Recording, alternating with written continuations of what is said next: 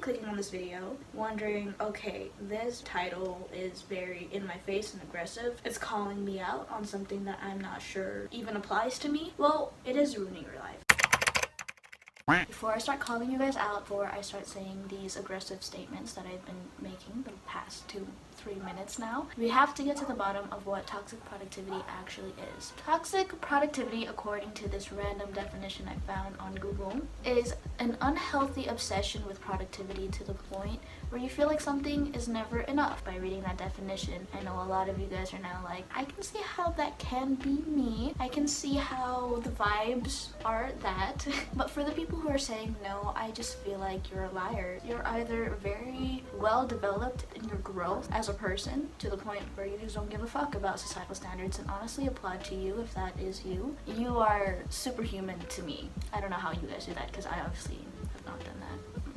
The toxic productivity mindset is very embedded in our societal standards. The need for success, especially now that social media is forefront of our faces. A lot of people are quote-unquote productive and successful. As great as that seems, and as great as it is, because it is great, so many people are becoming successful every single day, there's a tendency needing to compare ourselves to them, which is where a lot of toxic productivity stems from. It all kind of just derives and stems from the lack and scarcity mentality, where you feel like you'll never get everything that you desire, or feel like everything can just slip away through your fingertips. Now that we have a little brief introduction of what toxic productivity actually is, I will go about and say some more characteristics to see if you feel like you actually are a victim to the toxic productivity mindset.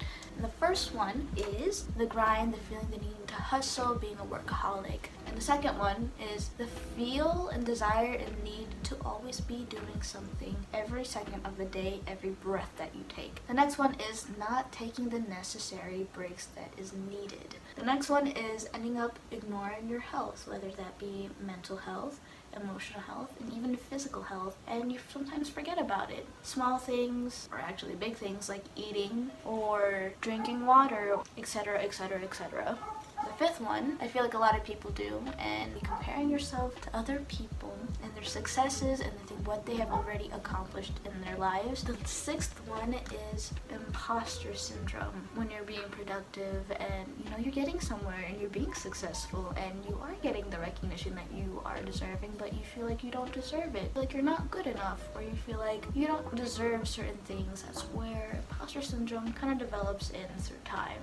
With that being said, now that we've talked about, what toxic productivity is, the definition of it, where it could stem from, and other little tiny characteristics of what can be developed over time due to this mindset, we're going to talk about how to confront it and improve for ourselves and not avoid it, because that's the complete opposite of what we're trying to do. The first step is acknowledging it, and I think this is the hardest thing to do. You don't want to believe that the things that you've been doing for yourself, things that people have told you was the way to gain success, becomes something that isn't sustainable for your body and for your mind and for your growth as a human being. It's not great to feel like the people that inspire you are actually also the people who might be your greatest demise and your fall. This step, I feel like, is going to take the longest out of all the other steps, because it's basically kind of going through the grief process or the loss process. A lot of the times you're going to go back and forth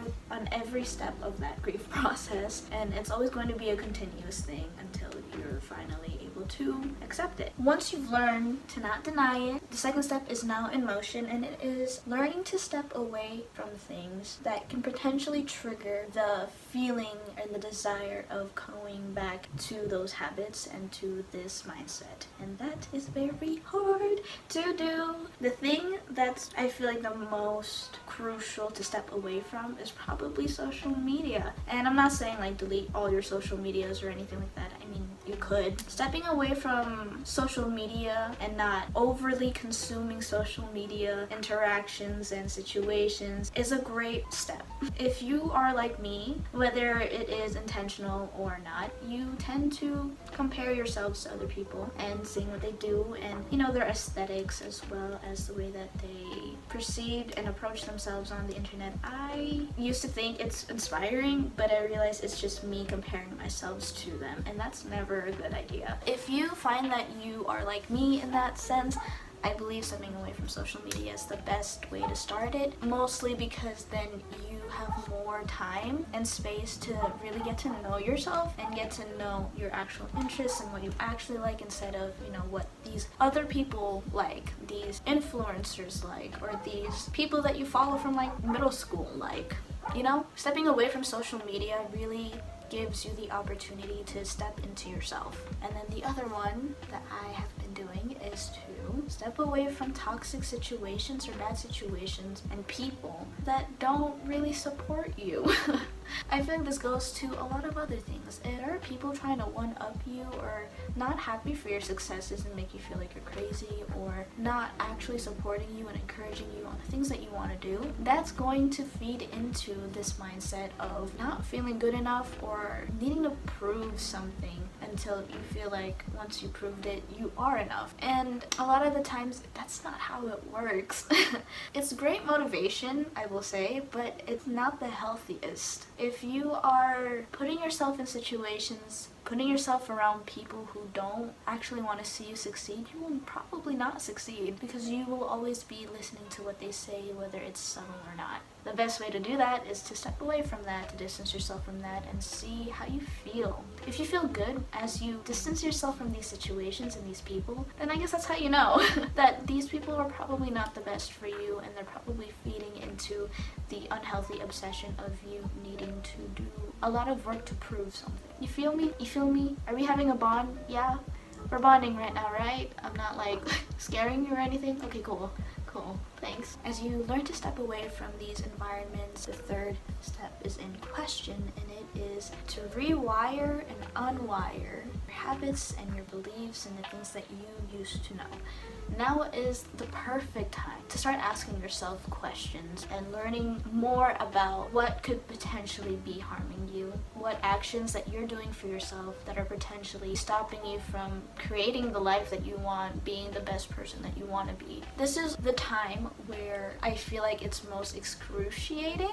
This is the step where you're really going to need to use a lot of brain power and a lot of conscious mindfulness actions that you're doing. Question your beliefs, question your mindsets, question the things that you used to do on a daily basis, and seeing whether or not it actually is for you. This is where all the trial and error comes from. And it's gonna take a lot of time, because this is a lot easier said than it is done. No matter how easy this may seem, don't expect to have a deadline for yourself when it comes to healing. And remember to always be gentle with yourself as you go through this process, and it's okay if things start falling away, because the more that you outgrow things, the more things will fall away, so more things can come in. New, better things can come in for you, new opportunities, new experiences. With that being said, before I go, I'm just gonna say, fuck capitalism. Yes, I feel like I rambled and a lot of things that I said doesn't make any sense.